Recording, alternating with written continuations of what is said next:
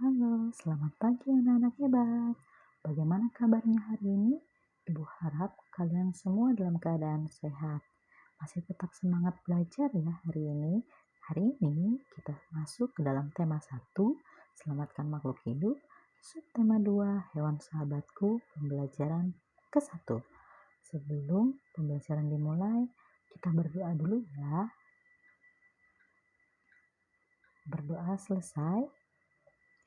Nah, tujuan pembelajaran hari ini yang pertama adalah menemukan ide pokok dengan bantuan diagram. Kedua, mengembangkan ide pokok dengan menggunakan bahasanya sendiri secara rinci. Ketiga, mengklasifikasi hewan berdasarkan cara perkembangbiakannya secara ovipar, vivipar, dan serta manfaatnya.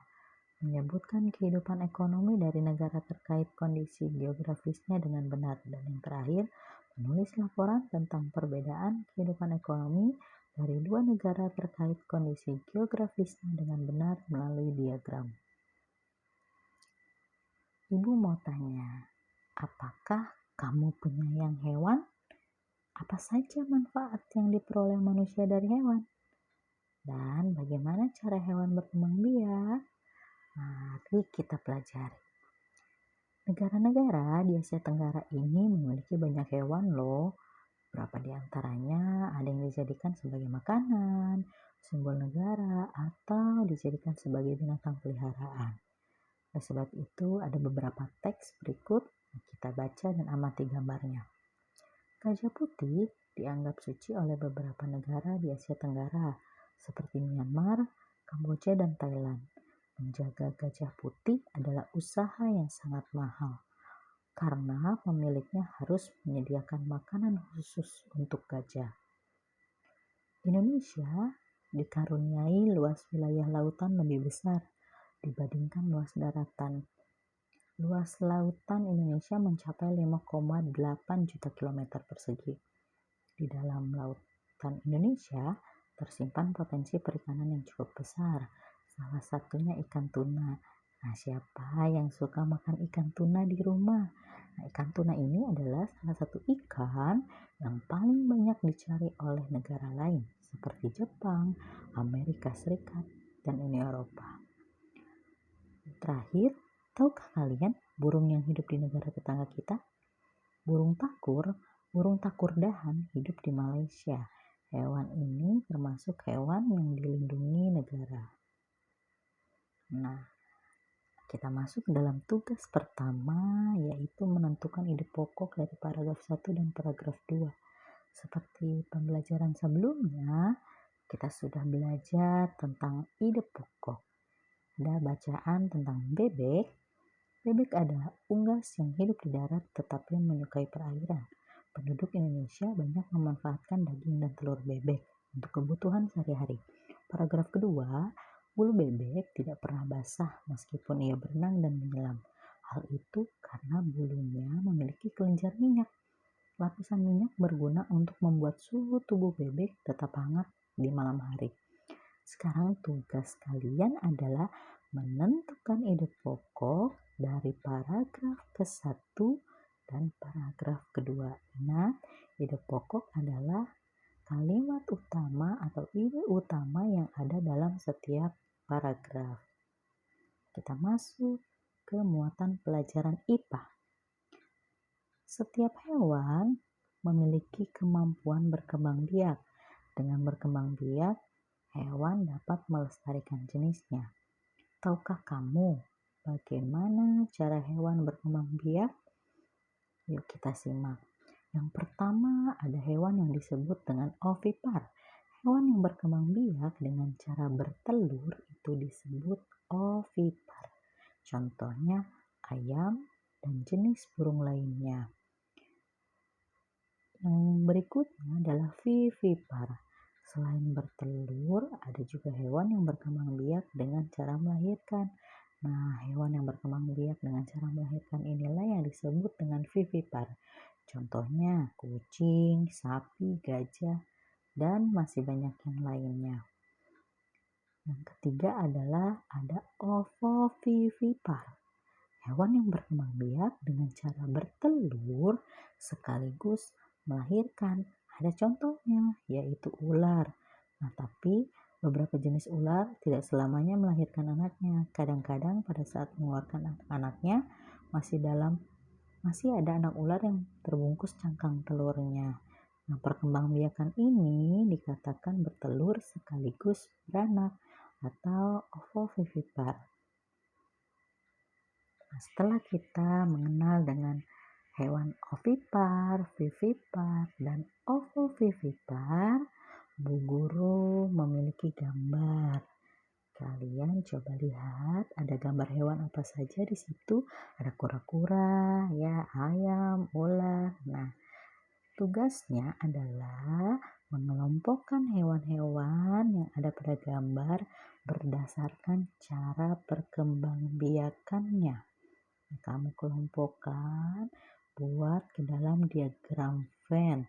Beranak misalkan atau melahirkan ada hewan sapi. Bertelur ada hewan ayam. Nah, hewan yang beranak dan bertelur atau kita kenal dengan ovovivipar adalah hewan apa? Silahkan dikerjakan ya. Kita masuk ke dalam muatan pelajaran IPS. Hewan-hewan yang ada sangat membantu penduduk di kawasan Asia Tenggara dalam kegiatan ekonomi. Kamu bisa belajar lebih banyak mengenai kegiatan ekonomi di kawasan Asia Tenggara terkait kondisi geografisnya.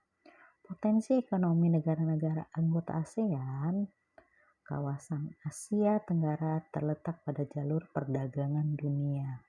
Kawasan ini menjadi jembatan antara kawasan Eropa dan Asia Timur.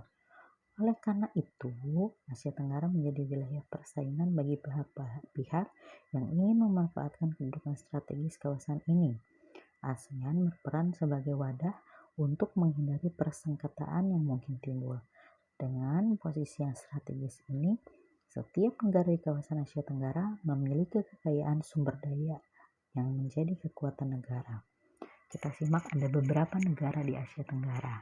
Yang pertama ada negara Brunei Darussalam.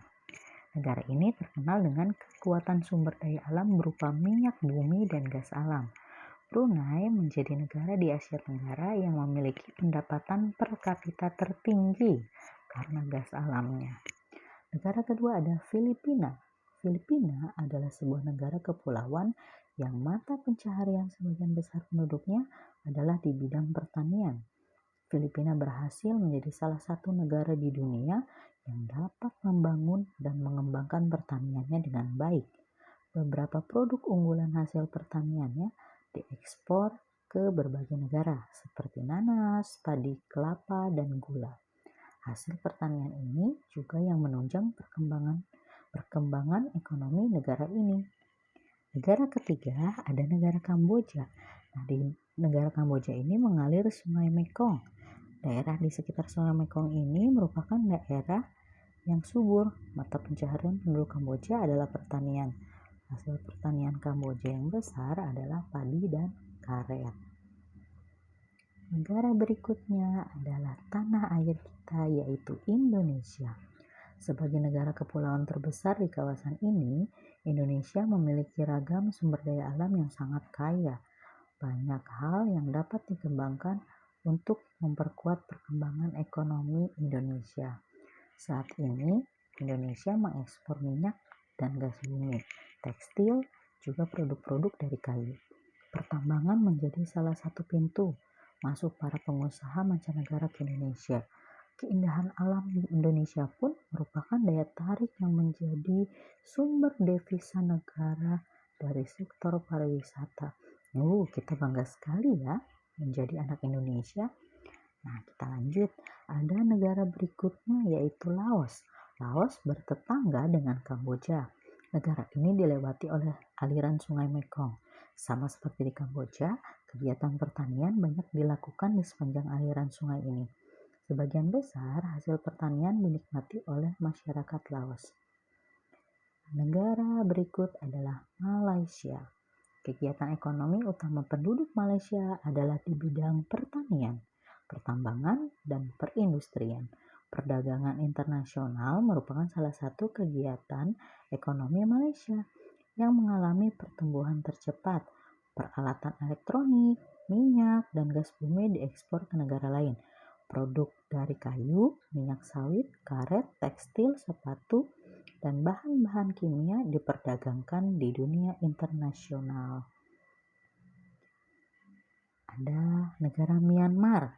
Mata pencaharian utama penduduk Myanmar adalah pertanian, perkebunan, dan pertambangan. Padi merupakan hasil utama dari pertanian di sana. Myanmar merupakan salah satu negara penghasil padi terbesar di Asia Tenggara. Singapura merupakan negara paling maju di kawasan ASEAN. Letak Singapura sangat strategis. Saat ini Singapura menjadi negara transit teramai di Asia. Thailand. Nah, Thailand sering disebut sebagai lumbung padi Asia Tenggara. Padi memang merupakan hasil pertanian terbesar di negara ini. Selain itu, perkebunan, kehutanan, pertambangan, dan industri juga merupakan kegiatan ekonomi penduduk Thailand. Saat ini, penghasilan utama Thailand adalah sektor pariwisata. Keunikan bangunan budaya di Thailand menjadi daya tarik tersendiri bagi para wisatawan mancanegara. Vietnam. Setelah pulih dari Perang Vietnam, negara ini mulai berkembang di berbagai sektor perekonomiannya. Pariwisata dan turis mendukung perkembangan ekonomi. Bidang pendukung lainnya seperti usaha jasa di bidang perhotelan, restoran, serta transportasi juga turut berkembang pesat. Nah, bagaimana dengan perekonomian negara-negara di ASEAN? Sudah dapat dipahami? Nah, sekarang di pelajaran sebelumnya, kamu sudah memilih 2 negara ASEAN dan membandingkannya dalam kehidupan sosial budaya. Nah, untuk sekarang, silakan lengkapi informasimu tentang kedua negara tersebut. Bandingkanlah negara-negara tersebut dari kehidupan ekonominya. Tulislah hasilnya dalam bentuk diagram Venn berikut ini. Kamu bandingkan, ada negara, misalnya negara Myanmar, atau negara dengan negara Malaysia. Nah, sebutkan kehidupan ekonominya, bedaannya apa dari negara satu dengan negara yang berikutnya. Terima kasih anak-anak sekalian, anak-anak hebat Ibu sudah menyimak pembelajaran hari ini. Silakan anak-anak semua mengerjakan tugas yang sudah diberikan, baik muatan bahasa Indonesia, muatan IPA, dan muatan IPS. Selamat mengerjakan tugas, selamat belajar, tetap semangat, dan jaga kesehatan. Terima kasih, sampai jumpa kembali.